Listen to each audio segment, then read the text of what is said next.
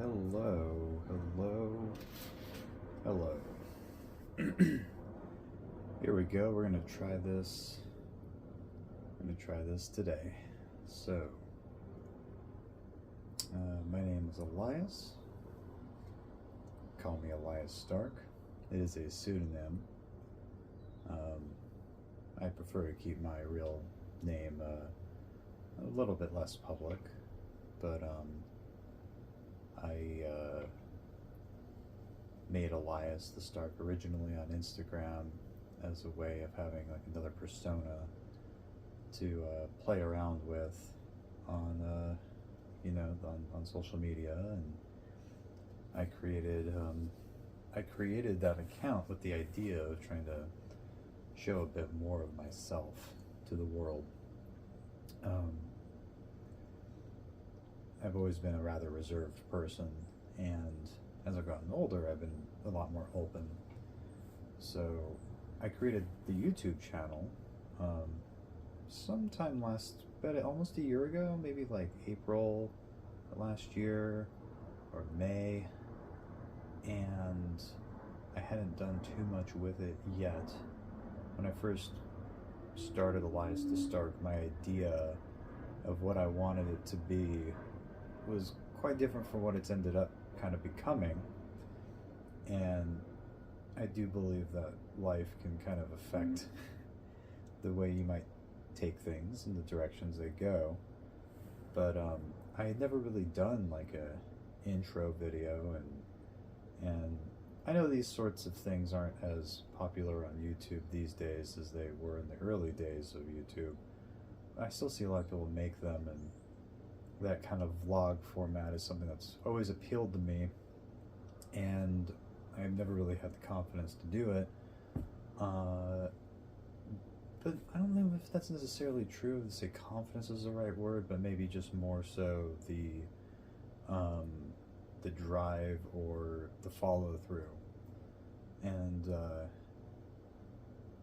what I want to talk about today is kind of a soft introduction then again, since I first created Elias the Stark in late 2021, primarily with the aim of showing off the love of myself, the way I was looking, and I had gotten really into training around that time, specifically weightlifting. But before that, I had a long history as a runner, and played a lot of rec sports, was really into recreational softball, still am, but I really got into that in my early 30s. Age 29 was my first season playing for the SFGSL in San Francisco. But as I try to organize my thoughts, I know this kind of like free format style of video might be a little hard to follow, but I'm going to try to edit this not too much. I'm going to try to leave some of this first part in as much as possible. So what I want to talk about today, the big elephant in the room for me was the diagnosis of Hodgkin's lymphoma back on February 1st, which brings me here. So, and also the future of Elias Stark and what I want to go with it. So in this video I'm going to talk about the process of finding out about my Hodgkin's and what I've done so far to treat it. I received my first treatment for this a few days ago on March 12th, and I will tell you that the side effects post-treatment are there. You don't know exactly what to expect, because they just always say everybody's a little different. And I'll talk a little bit about what the past couple days has been like for me. and how today has been. Today is day 4 post-treatment.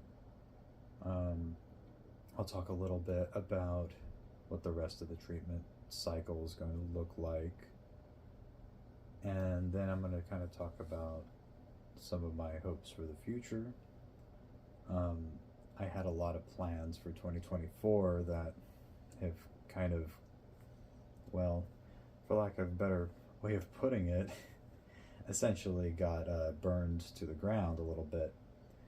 And I'll kind of touch on that a little bit, because while I feel rather upset and kind of depressed about that, I still think it might be salvageable. And a lot of it has to do with my fitness goals, my ambitions around pursuing kettlebell sport, even professionally, even though I'm 40 now. And it is one of those sports where you can get into it a little older and still have some, still have some success at it, especially if your main concern is competing against yourself. So, with all that introduction aside, and I do feel like, I think for future videos I'll do I'm going to do more of an outline. So, another quick overview, again, the risk of repeating myself, that I've had a little bit of brain fog since this treatment. I'm going to focus mostly on what's been happening for the past 7-ish weeks, 7.5 weeks, 6-ish weeks, and what got me here. And then I'll also talk a little bit about what I'm hopeful for the end of the year, and I'll leave a little bit more about my ambitions for Elias Stark and the Instagram for next time, because for those who've known me for a while, know me personally, will know that what I wanted to do with Elias Stark was a bit more of the show-off material, show off my body, and I know there's a lot of negative opinions about doing that, primarily directed against women, and that's very, it sucks. Like, I think that it's really unfair to, demonize people that make money doing, producing content that people obviously want to consume, but a lot of people will deride them for. And I'm speaking as vaguely as possible about the topic, mostly right now, because I want to keep it.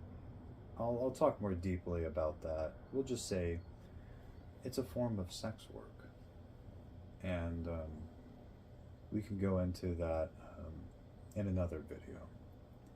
But for now, without my lack of outline, let's talk more about what I'm going through right now. So, the timeline. I moved to Long Island, New York, about it was June of last year, 2023. I'm originally from California, from the Central Valley, and I lived in the San Francisco Bay Area for many years until I moved here, where I'm currently living in Long Island, New York. It was a big move. My wife and I have been planning this for years, something we wanted to do for a while, and it was also done to kind of help secure our future. My aunt-in-law owns a house out here, and she's getting elderly, and her holding on to this house would be difficult by herself, but with the 3 of us together, we're making it work. So she doesn't have to work as much. We can help her do repairs on the place, and we have a place to live. our the rent we pay her goes into the equity of the house. We're not just paying our landlord's bills any longer. You know, in San Francisco, that's kind of how it was feeling. and so, you know, it was overall it was a good move, and big move. It was a bit of a transition. You know, I left behind a lot of friends, and I'm still keeping in touch with them, so I do miss them dearly. I love my San Francisco family, and I can't wait to see them again. But you know, it's gonna come, and but I still get to communicate with them, and I also made a lot of new friends out here. I managed to find some work within about 6 months of getting out here, so I wasn't unemployed too long. And yeah, I pretty much kind of picked up my life where I was picked up where I'd left off in SF for the most part. So you know, I started working a new job. That first new job I got, though, ultimately didn't really work out too much. I'll give some more detail on that, but I ended up getting a second job a little later. But it was going to lead me to what ended up kind of revealing the fact that I had Hodgkin's lymphoma. In September of last year, 23, I got sick with, you know, with, I don't want to name the specific illness because the YouTube algorithm doesn't like it, but I caught it for the first time. And my wife also caught this for the first time. And so I was sick with it for a few days. I actually bounced back really quickly from it. The symptoms I was getting were it was kind of like a bad flu, bad cold. It felt more like a bad cold than a bad flu, actually. There was some shortness of breath, but that symptom went away very quickly. And, you know, I was kind of bounced on my feet.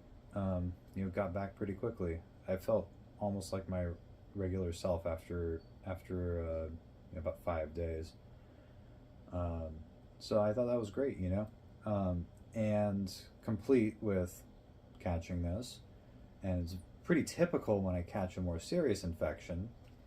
I ended up getting, you know, a couple swollen lymph nodes in my neck. Very typical of me to get this. I very commonly will get swollen lymph nodes, even to the extent. But I had one on this side, and I'm touching this part of my neck right now because this guy blew up a lot. And so it was pretty swollen, but I didn't think much of it because I was just sick. And you know, a little bit of time passes, and it's October, and it's still a little swollen. And this is also where my memory is a little hazy because I kind of forget if I actually had it on this side, and then it moved on this side. But I'll get to that. I'll get to the specificity of location because when I really started tracking it and keeping a more cognizant record of where my lymph node was swollen was around Thanksgiving. So we're basically 2 months out now from catching that, from getting sick, and you know, feeling perfectly fine and healthy at this point. I was continuing to train really hard. I had been thinking about doing a kettlebell competition in October in Atlantic City in New Jersey, but I decided against it, mostly because I was working a lot, and I just started working that job, but I was also in the process of transitioning to another job because that, like I said, that first one didn't work out. So the stress of it all just was a little too much for me to handle, on top of the training. So, but I was still trying to push the training, and I was making some pretty good progress at it, and just having fun with it, you know, just getting better at the kettlebell sport, doing form practice, getting my cardio up, And in the month of November, I kind of switched off from kettlebell sport for a couple months to just doing some like a traditional. Spent a couple months going to a public gym and doing more of a hypertrophy, machines and barbells, kind of grind it out. It was a nice change of pace considering I pretty much only trained sport for the previous 6 months, and kind of switching it up to a more hypertrophy split was a nice little reprieve. So yeah, November, I first noticed, I was like, I still have this swollen lymph node. And I thought to myself, I can't remember if I've had this since I last got sick. Usually when I get sick, they go away. And you do some reading, and like sometimes it's like, yeah, the cancer word comes up a lot. So, but also other things say it's like there's also a lot of things that could indicate that it's not cancer, and sometimes it can take a few weeks after you get ill for it to go away. But it had already, and that's kind of why I wasn't so sure about it, because I was like, I don't remember if it went away after I got better, and I kind of hadn't really been paying super close attention to it. But starting around Thanksgiving time, the last week and a half of November, I started kind of tracking it and kind of paying attention. I let my wife know, like, hey, I got this thing on my neck and it's not really going away. And we were both kind of like, well, let's still take a little more wait and see. I didn't feel ill. I felt fine. I kept training hard and exercising and just, being my normal self, living life. So we wait, and then so New Year's rolls around and it still isn't changing. So by this point, I'm starting to get a little worried, and my wife was also kind of asking me, like, hey, you should try to see a doctor. So, and I was already kind of leaning towards this myself. So I did decide to just go ahead and like, hey, let's do it. It took me a little longer than I'd like to admit, but I want to say around January 15th or so, 16th, somewhere around there. I forget exactly. It's like the second or third week of January. I book an appointment with my GP, and I go in, and he's just sort of like, ooh, man, it's kind of a big lymph node sticking around. Yep. I'm like, yep. So he's like, well, I can't really investigate. We can't really make any sort of determinations just by poking at it, in the office or touching the thing. So let's go, let's order a sonogram, some imaging. I go get a sonogram that day. So later that day, like literally after the office, I go drive over to the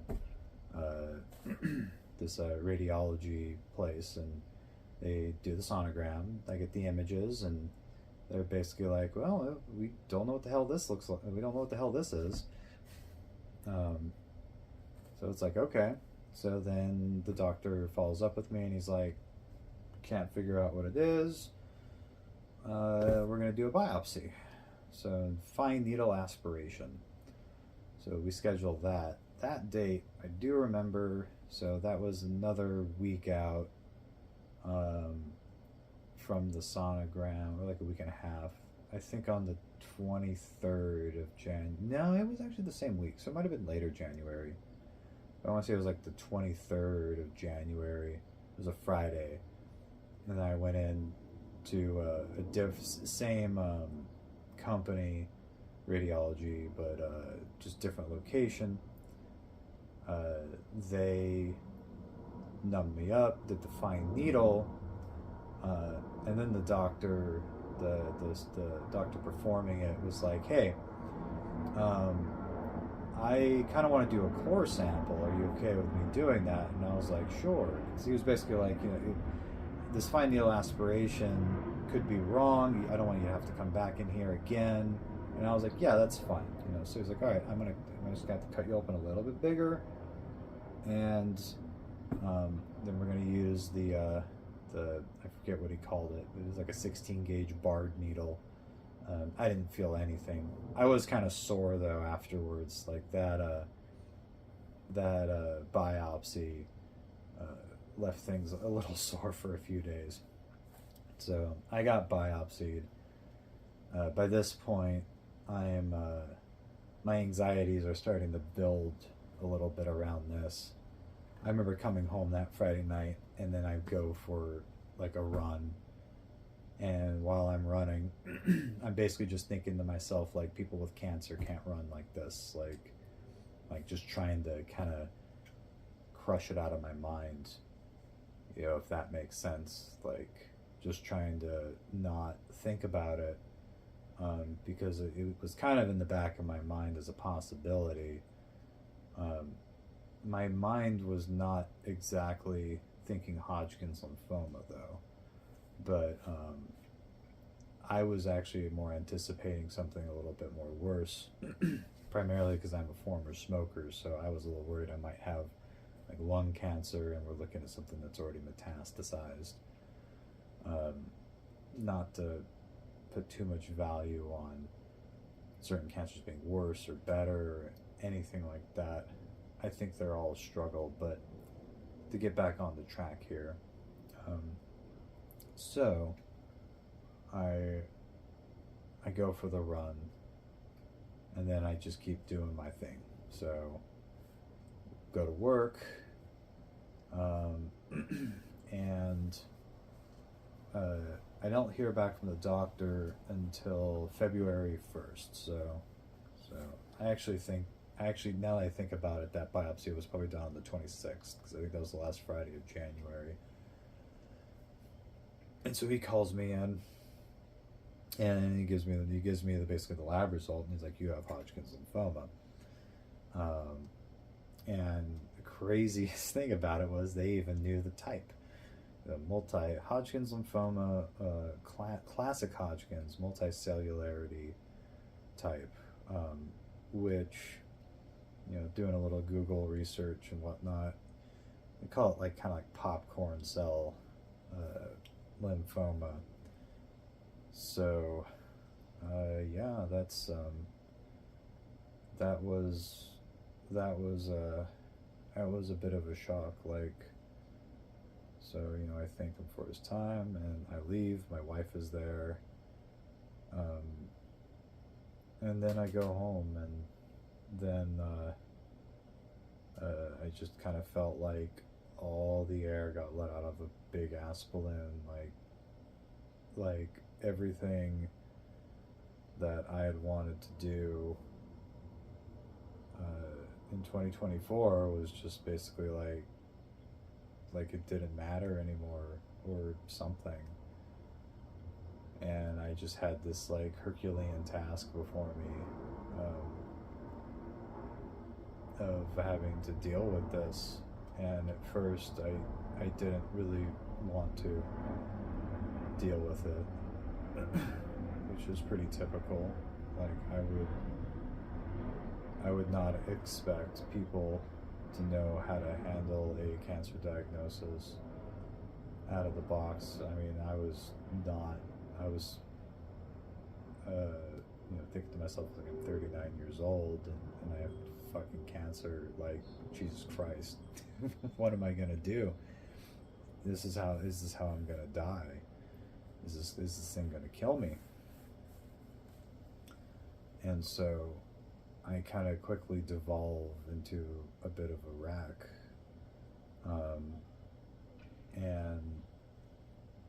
and then so entered the month of February, which I basically tried to continue living my life while also trying to sort out the details of how I was going to deal with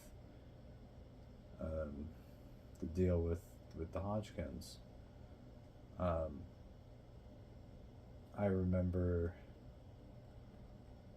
the first person. At first, I didn't want to tell anybody.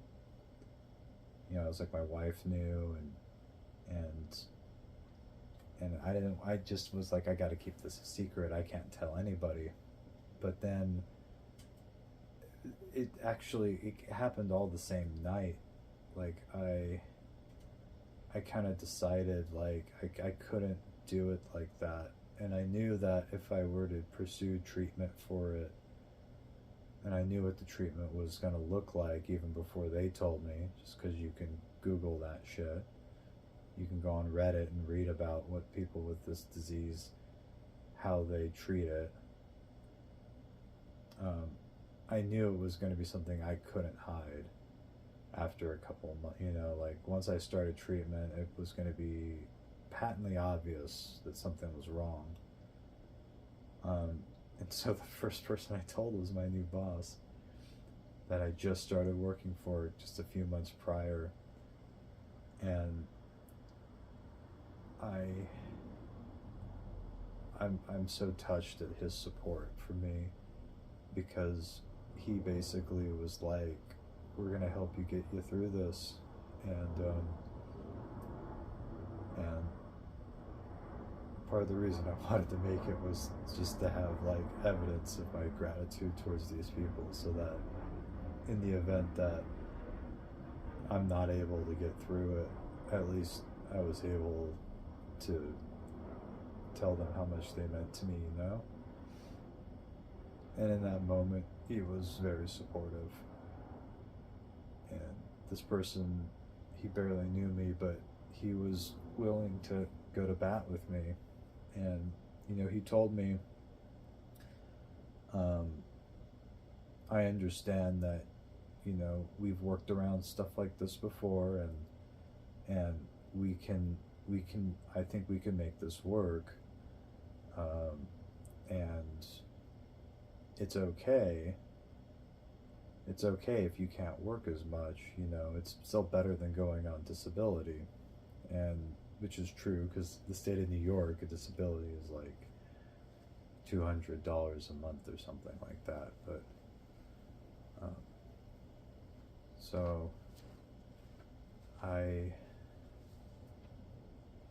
he was the first person I told, and then the kind of a floodgate happened where I just ended up, being as public about it with friends and family as I possibly could. And so I did that. And I also was thinking that this might make me feel better, but I'm going to give you a little secret. It really didn't. And, but not for the reasons you might think. See, my expectation was that I would let it all out, and then I would get the support, which has been great and is what I needed. But I also thought that by getting it all out, it was going to be some sort of just panacea of like, and now I'm kind of like there, and I've done everything I needed to, but the anxiety was just starting to amp up.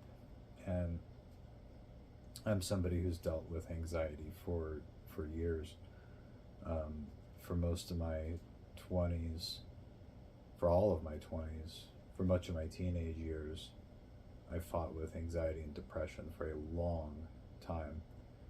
And by the time I got to my 30s, I had dealt with the depression, and I got myself to a much better place there. But the anxiety's always been something that's been kind of with me. And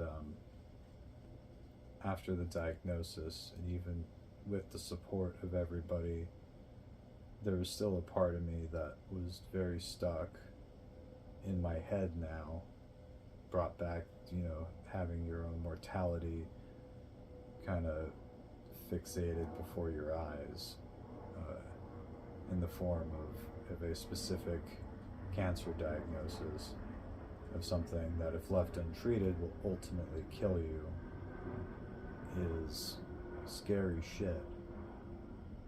And I didn't really know what to do with myself, so I kept working. And the job I have gives plenty of opportunities to work a lot, and I kept training, but I was sleeping like shit. Well, what else did I do in reaction to this? I immediately stopped drinking when I found out about the diagnosis. I needed to start getting my body ready for the treatment, even though I didn't want to do it. But hey, I've done one step of it already, so, and I got myself there. You know, I'm recording this video now at day 4, which is probably why I sound a little loopy, but let's continue. So cut out the alcohol. I started tapering caffeine a little bit, but I didn't really start doing that until a few weeks in. I got an oncology consult with 2 different hospitals in the Long Island area. Ultimately went with an organization known as Memorial Sloan Kettering, and then I did a series of appointments and tests and stuff with them. They ran blood work and labs. They did an echocardiogram, pulmonary stress test. They did a whole bunch of things to assess my current physical fitness and health stage for treatment. And the ultimate result of that was clearance to begin treatment.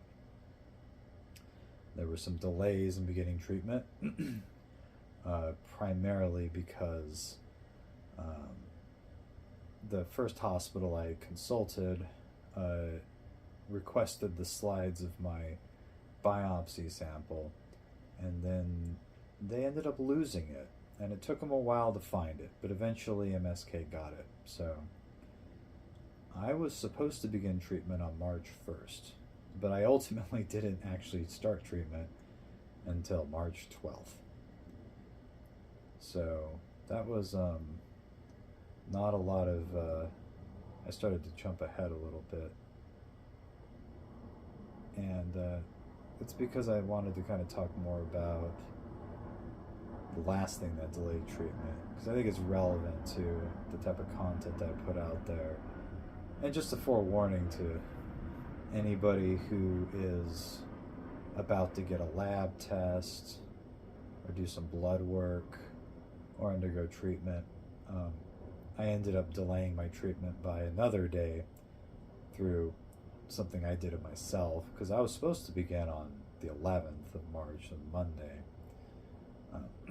But when I went in to get my lab work, they said my kidney value seemed rather high.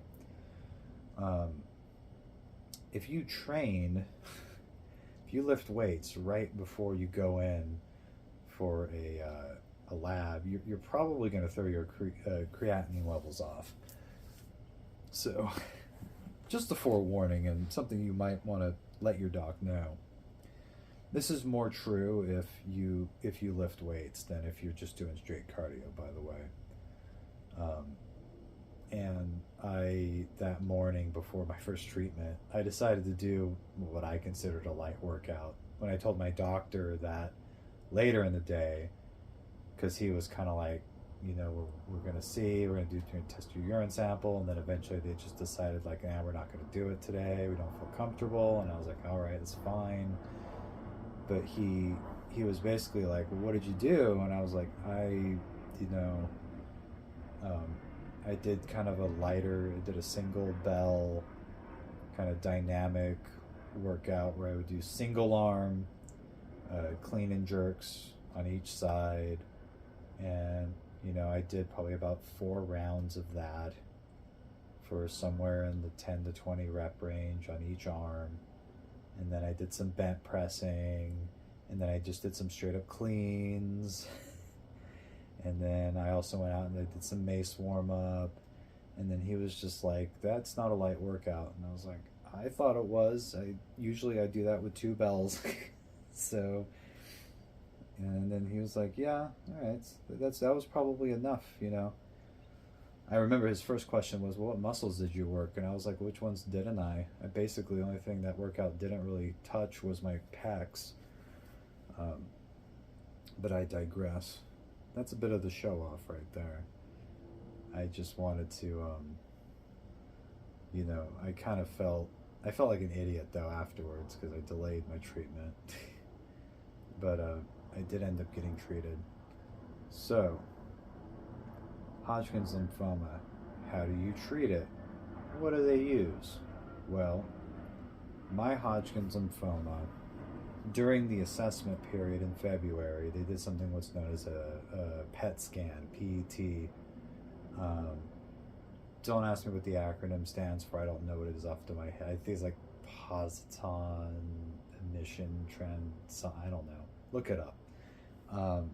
But they basically, it's similar to an MRI. You drink a barium drink, and this puts they put a tracer in you, and the combination of these things lights up abnormal cells in your body. Okay. So when I did this lymph node right here lit up like a Christmas tree, but nothing else did, which was kind of a positive sign.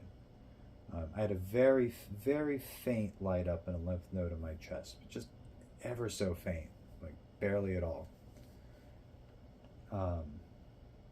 And my bones were just slightly lighting up.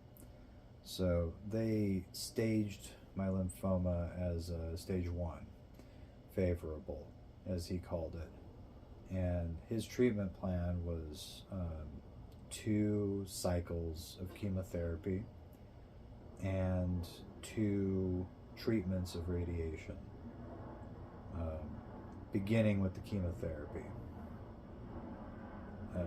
The radiation, because it was basically pretty much just in my neck, and since the chemo was being used first, and it generally is always used first in these cases. Oftentimes chemo is the only thing used to treat Hodgkin's. Radiation is generally only reserved for cases where there's significant lymph node swelling, which actually in my case, it was pretty significant. This particular lymph node, after my first treatment, has shrunk considerably in size. And I can actually turn my neck this way, and it doesn't even really poke out anymore. But it had swollen to be about 5 centimeters in diameter, which is quite large. Well, diameter, I mean probably circumference. I'd have to look at the image. Yeah, diameter, I think that would be really huge. So it would be circumference. My apologies for the accuracy, but it was quite large. If you want to see some pictures of that, check out my Instagram. I think I took a few pictures. I really should have traced it with like a marker or something. It would have made it a little easier to see. The paleness of my skin makes it a little hard to tell, but if you look at it at the right angle, you can tell how swollen it was. Right now, just after 1 treatment, the swelling came down significantly. So what chemo do they use? For this particular, for Hodgkin's lymphoma, they use a treatment plan called ABVD. I don't remember what the A drug, what the A version of the drug pronounces, but it also, the more commonly known name for the A drug is actually starts with a D, and it's doxorubicin, which is the big bright red one. And there's the B is the bleomycin, the V is the vinblastine, and the D is the dacarbazine. And I apologize if I mispronounced any of those. Like many chemo drugs, these come with crazy side effects. And let me tell you about the ones that I've been experiencing. So, I got treated on Tuesday, and here it is Friday. I am starting to feel better, but I'm still really fatigued. That's the biggest thing, but it's a different kind of fatigue than you might think. Like, some people were trying to say, oh, it's kind of like getting sick. It's not really. I think a cold or a flu is a bad analogy for it. I think it's a good analogy if if you've never had like anything else to compare, or if that's like a good comparison for you, or if your baseline sort of, if you've ever had anemia, because I've never had, but I'm pretty certain that I'm somewhat anemic at the moment. I have a feeling that it's more like that. I've had people describe anemia. My wife tends to get really anemic, especially around her cycles. And the way she describes it makes it sound like what I've been experiencing, very lightheaded, lots of brain fog. Cognitive tasks are a little difficult. Just the recording of this video is a little difficult because I am doing it off the top of my head. I should have really made notes for it. I would have been a bit more structured. But I'm going to kind of go with it like this just so that people can get a better understanding of what somebody kind of sounds like after a couple days after a chemo cycle, because this is kind of how my brain's operating. Day one, you put the drugs in and then they send you home. And yeah, I was tired and I went to bed and I woke up. I had the most restless night's sleep I can remember in recent history, but I still managed to get more rest. And I was having some mild neuropathies the first day, but those went away pretty quickly. Those were gone by the end of morning. It actually didn't feel too bad. But as the day went on day two, which was, so day two, little neuropathy. My stomach was weird, but I didn't get nauseous, so that was a plus. And the support medications were working really well, so I was taking the support medications. Include a steroid called dexamethasone, I think. It's not prednisone. It's a different steroid, and then a acid reflux medication, which I forget what it is called. It's on my head, and then anti-nausea med. So day one symptoms is fatigue, a little bit of fatigue, but it actually got worse as the day went on with the fatigue. And then my stomach, I had to basically be in a lying position. I couldn't sit. Sitting for long periods of time was bad. I had to sit more kind of like a 50-degree angle. So I spent a lot of time lying on the couch. And as the day went on, I felt weaker and weaker and weaker. I was trying to go down the stairs and my legs were all shaky. And my heart rate, as I tend to wear this Garmin watch all the time, my heart rate shot up significantly, just trying to do the stairs. It was really scary for me, especially somebody who's always been relatively fit cardio wise. Even when I was a cigarette smoker, I would still do a ton of walking, and I would also try to run while smoking, but I wasn't super great at it because I was a smoker.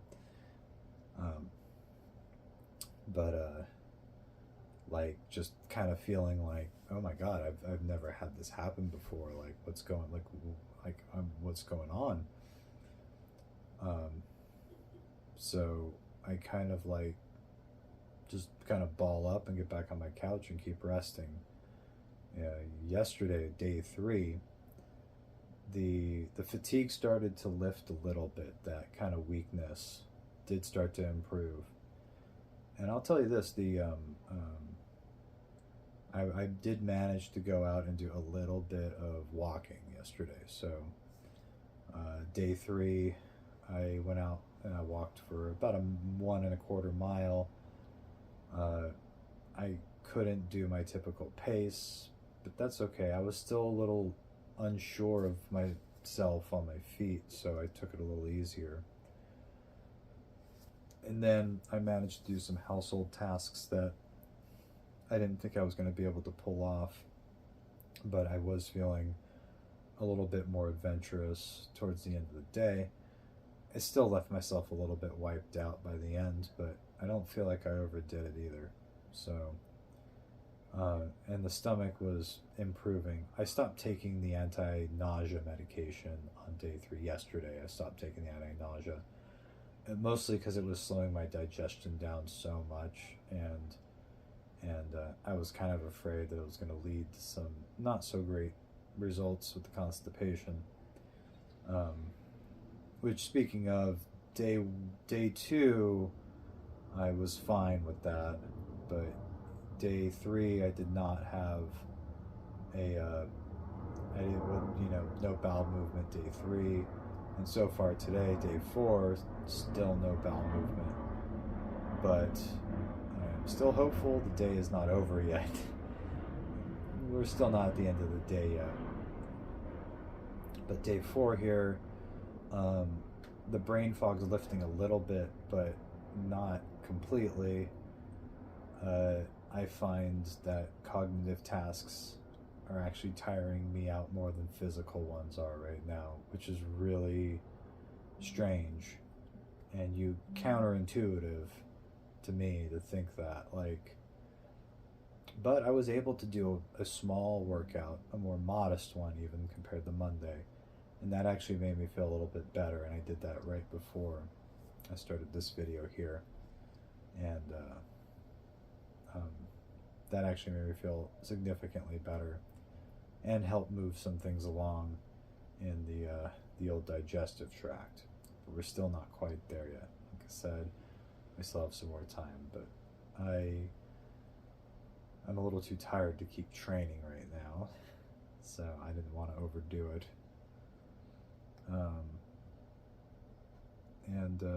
So that's what it's been like so far.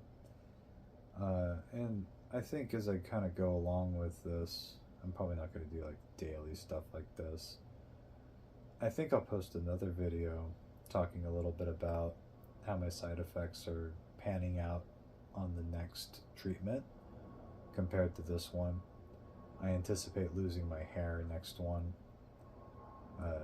They told me usually it's by the second treatment, then the hair is going to go gone, including like the stuff here, likely lose the beard, the arms. It's not easy. Nobody wants to do it. And it's true, like, that, it's just really upsetting that anybody has to go through this. And I don't wish this on anybody, and I don't think anybody deserves it. Not even the worst criminals would deserve this.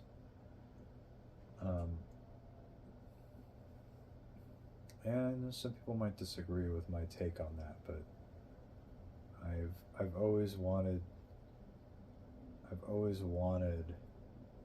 more than anything in life to find a way that everybody can actually enjoy their life and become who they want to become, and cancer is just like this big thing that takes that all away, and you never know what's going to take you out of this life. And I really am hoping that this isn't the end for me, but rather it's just a big challenge that I have to overcome in order to keep being able to actualize in this life. So, yeah, that's the lead up of how I got there and what the treatment looks like. I'm gonna get my next treatment again in a couple of weeks. If you'll pardon my grabbing of the device, if I were to look at the calendar, I believe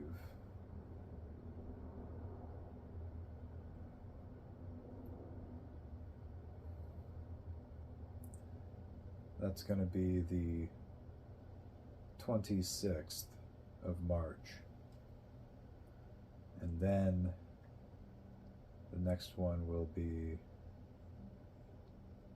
the 9th of April and the 23rd of April.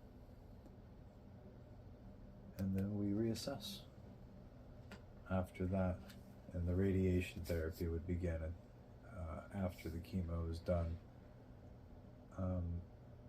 if they still feel it might be indicated, because especially given the way that the lymph node kind of mellowed out, it might not be necessary, but we'll go with the doctor's recommendation on this.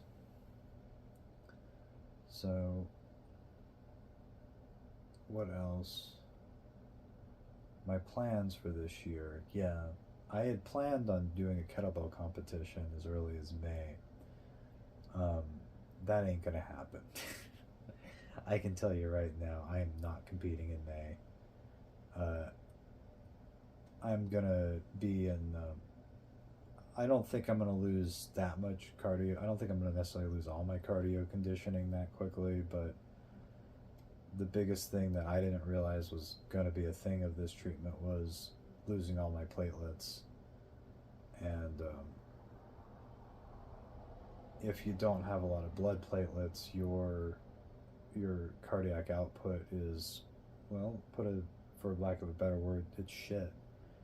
And you can't compete kettlebell sport unless you have really good cardio. Like, you need to be able to have good cardio output in addition to strength. So May is out. July is maybe. If I were to compete in July, I don't know if I can get myself to the conditioning needed with only 2 months of training, or really only a month. I mean, while I can continue training while doing chemo, it's only going to help me keep my form good, so I'm going to maintain that kind of muscle memory of doing the clean, doing the jerks. At some point I am going to go outside and do some snatch, but I have to be a little more careful with that one because that is a bit more of a heart rate jumper. And just maintaining the good form on that.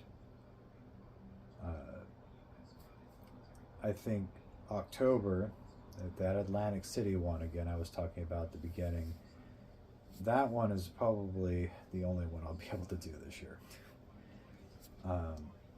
That would be the best, the most likely.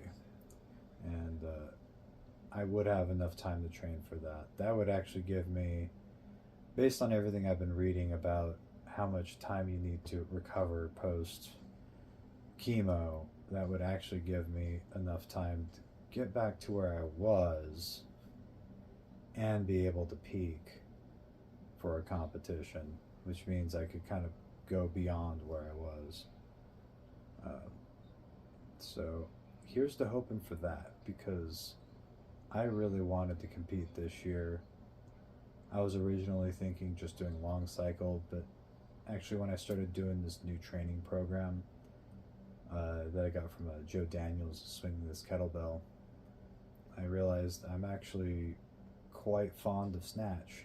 And when I worked on, I had avoided it for a long time because I would tear the crap out of my hands doing it. But that's because I never really worked on the form. And for the first couple of weeks I was doing that program, I mostly focused on trying to improve my hand insertion and grip timing, and that did wonders for improving my ability to do snatch without completely destroying my hands. So I might be able to pull that off, and we'll see. And this is not how I wanted to spend my days in 2024, just turning 40. I wanted to improve my physique more, put on some more muscle, get leaner, do a competition, show my body off. And now I'm kind of like, now I'm doing what I have to do to keep it, I guess that's all I can do right now. So for my next video, I'm gonna give you guys something a bit more clean and a bit more tailored, and maybe a little bit less zonked. Or maybe I'll do another video like this where I'm kind of zonked out. And I just wanted to kind of share a little bit of that and give you a little background on me, and I guess talk about the struggle I have right now. But you know, I love all your support, and I appreciate everything that, all the generosity that's been given to me. I'm grateful for each day that I get to do this, and I look forward to speaking with you all again.